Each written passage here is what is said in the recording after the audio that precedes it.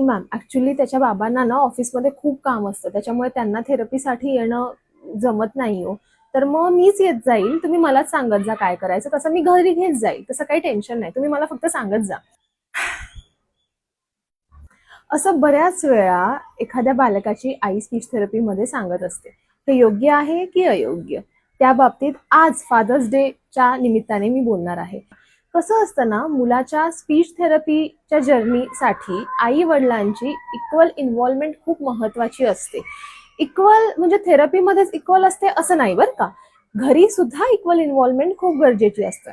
असं मी नाही म्हणत आहे की त्याच्या बाबांनी म्हणजे बालकाच्या बाबांनी प्रत्येक सेशनसाठी आलं पाहिजे किंवा प्रत्येक सेशनमध्ये त्यांनीच घेऊन आलं पाहिजे. नाही, असं काही नाहीये. काही सेशनमध्ये आईला येऊ दे, काही सेशनला बाबांना येऊ दे.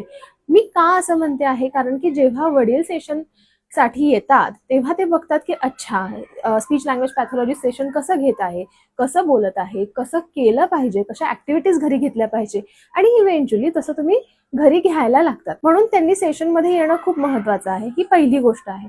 दुसरी गोष्ट ही आहे की वडील जे असतात त्यांच्यामुळे लहान मुलामध्ये कॉन्फिडन्स खूप छान पद्धतीने बिल्डअप होतो. म्हणून त्यांच्यासाठी कॉन्फिडन्स वाढवण्यासाठी किंवा कम्युनिकेशन एनकरेज करण्यासाठी किंवा साधं गप्पा मारण्यासाठी सुद्धा वडिलांचं खूप महत्व आहे.